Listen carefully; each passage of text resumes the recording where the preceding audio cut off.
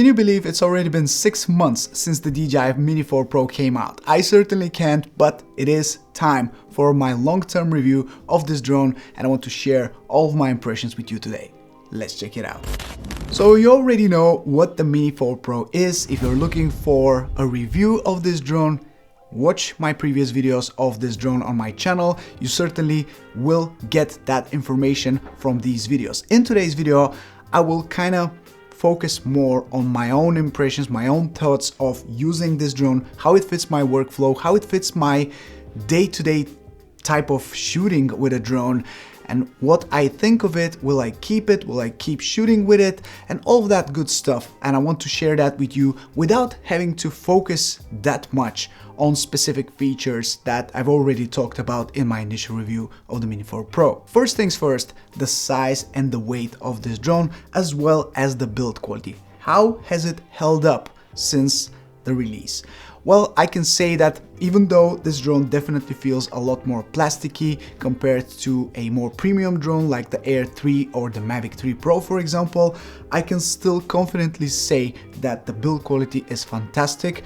Everything is holding up very, very well. I don't have scratches, I don't have any dents on it, I don't have any damage on it, even though this drone has definitely seen some trees from a very close distance, but I've never really crashed it that hard into anything. So for just a regular type of usage, my props are all good, my body shell is all good, everything is holding up very, very nicely, so I'm definitely very happy about that. Now, of course, in terms of how it feels in your hand, doesn't really matter that much, but I can definitely feel the difference between, like I said, a more premium drone like the Mavic 3 Pro, for example, and this one. But at the end of the day, nobody cares about this stuff, because as soon as you launch it into the air, the camera is all that really matters. Which brings me to the next thing that I want to focus on before I get into the camera, and that is the size and the weight. Of course, the weight of 249 grams opens up a whole new world of opportunities when it comes to flying spaces, flying regulations, flying close to people. You can do a lot more with this drone than you can do with a bigger, heavier drone. So that's a huge benefit for the Mini4 Pro. But for me, the biggest thing that really matters when we're talking about size and weight is not that much the regulations, which of course I'm always complying with, but mostly the thing that it takes so much less space than anything other than a mini drone inside my backpack. Because I'm always on the go, I'm always packing extra heavy for a lot of things. I'm always bringing my camera, bringing a tripod, bringing an action camera, FPV drones, remote controller, goggles, all that good stuff. Everything is packed inside my backpack. So when it comes to deciding what drone do I want to bring, it's always important to consider the size and the weight.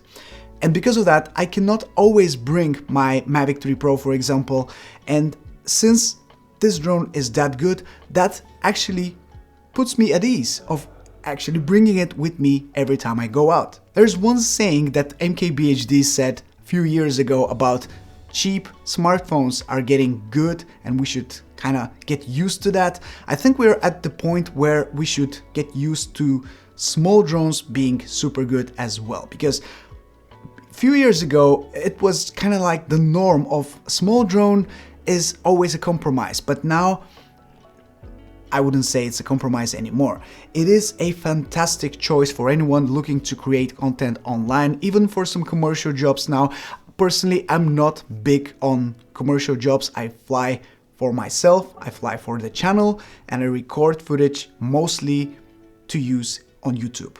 So because of that, I don't have that many restrictions when it comes to picking the right drone for the job. So if you're a content creator and you want to add a drone to your arsenal, you want to start shooting with a drone, the Mini4 Pro should definitely be on your radar. And that's mostly because the camera, which is fantastic, and even in all automatic camera settings, even if you don't know what you're doing, you have no idea about how to use the different manual camera settings, even if you set everything to auto, the drone will still give you a fantastic, exceptionally good image that you can use for social media. Now personally, I always use manual camera settings. I use ND filters as much as possible.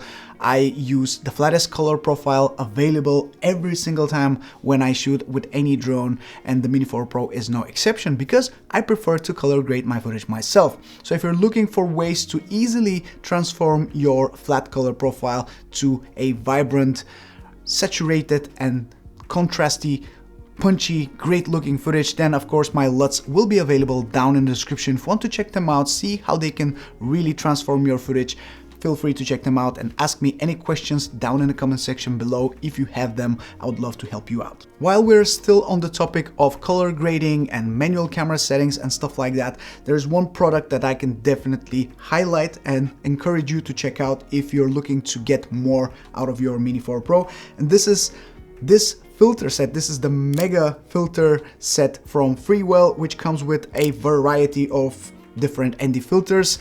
Now, you don't have to buy this, keep that in mind, but if you want to kind of extract more out of your drone and you want to use it in manual camera settings and you want to maybe get more smoothness in your shots while you're doing hyperlapses, for example, then of course you need to put an ND filter so you can use a longer shutter speed on your footage to kind of introduce some more motion blur. Those are things that of course I've talked about many times here on my channel, and I've made specific videos about them. So if you need help with that, let me know by commenting down in the comment section below and I'll guide you towards that video. But as of right now, the filters that I use the most on this Mini4 Pro are the ND32 PL, which I believe currently I have installed. Yes, that's the one that is currently on the drone, and it's being used 90% of the time I'm flying.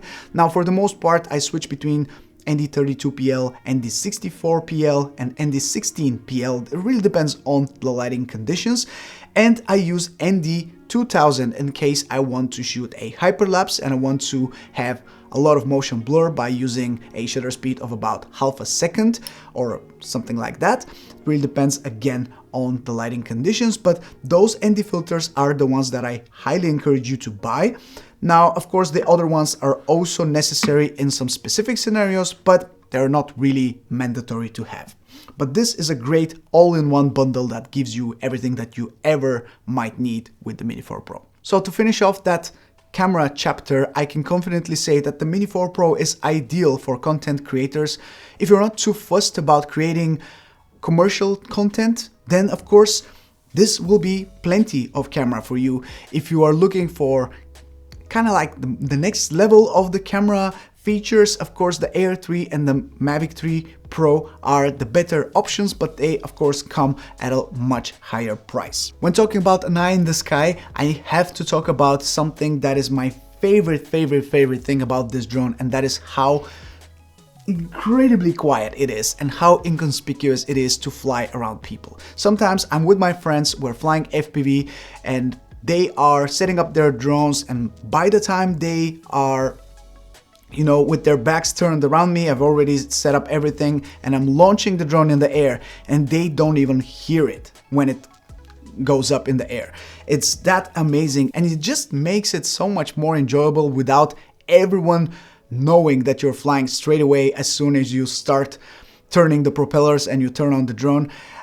It's just so much more enjoyable to be inconspicuous, to start flying, to check out different angles, different perspectives, and just relax and enjoy at the same time, because as we all know, it's getting harder and harder to enjoy this hobby without Karens and everyone looking behind your shoulder. Obviously, the biggest thing about the Mini4 Pro is the safety that it brings to the hobby. Because of that obstacle avoidance, which is now omnidirectional with the front and back sensors, with the sensors that cover all sides pretty much, and with the Active Track 360, which is a brand new feature from DJI, which allows you to be tracked without having to really worry that much about the drone hitting an obstacle, because it's smarter now and it's able to detect them and avoid them for the most part. This is the biggest difference, I would say, between this drone and the Mini3 Pro, which of course doesn't have omnidirectional obstacle avoidance and doesn't have Active Track 360.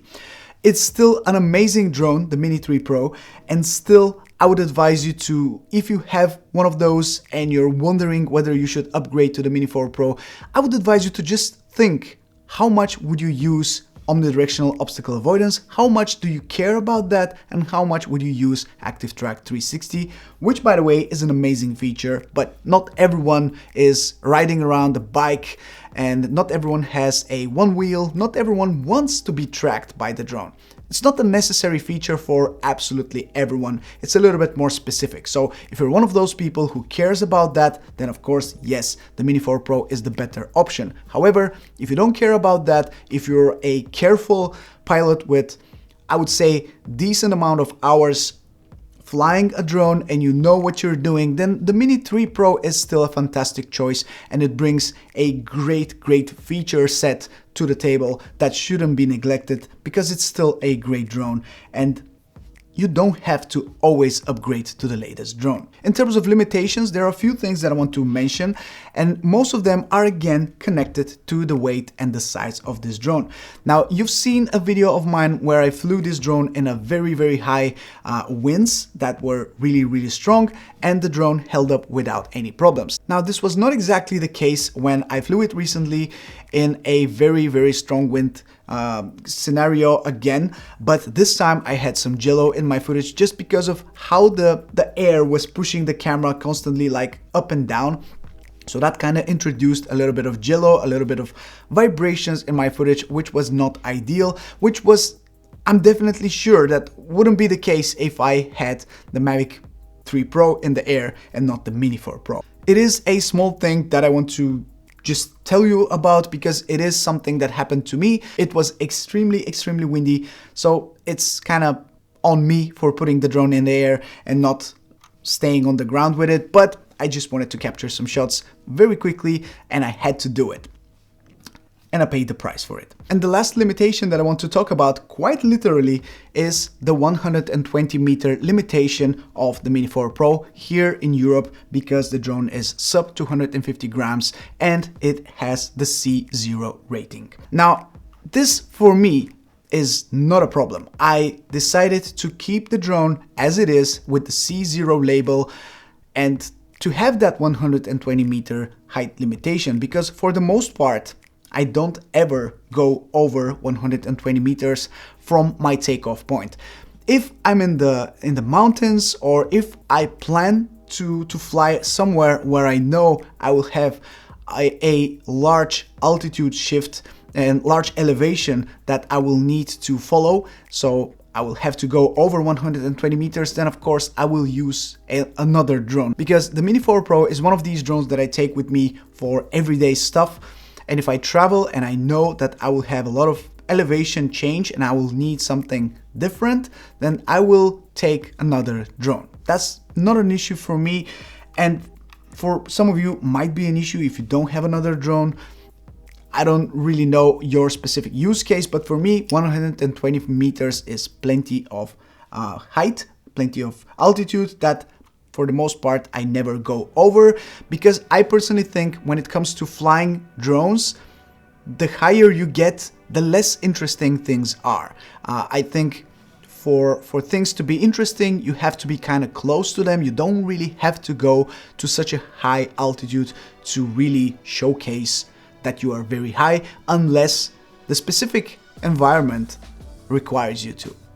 But for the most part, that doesn't really happen to me that much. So for me, it's not an issue, but I have to say that for some people it might be an issue, because here in Europe, it's just a limitation that we have to deal with.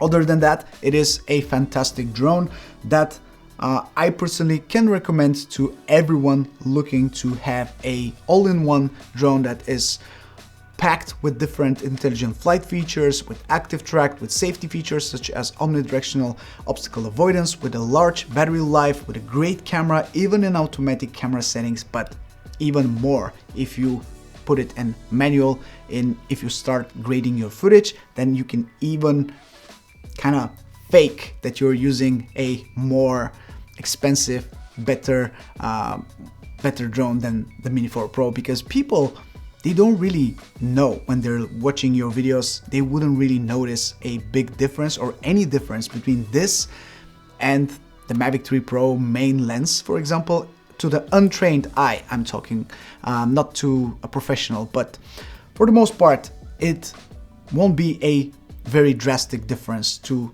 the casual viewer of your videos. So that's what I wanted to say and share with you in today's video. I'm really happy with the Mini4 Pro. I think it's a fantastic piece of kit, and I think I will definitely keep using it the way I'm using it right now, which is as my go-to drone for everyday scenarios. So I hope you enjoyed this video. Please let me know if you have any questions, concerns, anything that you want to ask about the Mini4 Pro. Don't hesitate to drop that comment down below, and I would love to help you out if I can. This is Mike from Drone Supremacy. Take care everyone, stay safe, and I'll catch you very soon in my next video. Ciao. Do I recommend it in 2024? I bet. You bet I do. Yeah, I definitely recommend the Mini4 Pro, and that's pretty much everything I wanted to say about this drone in this video.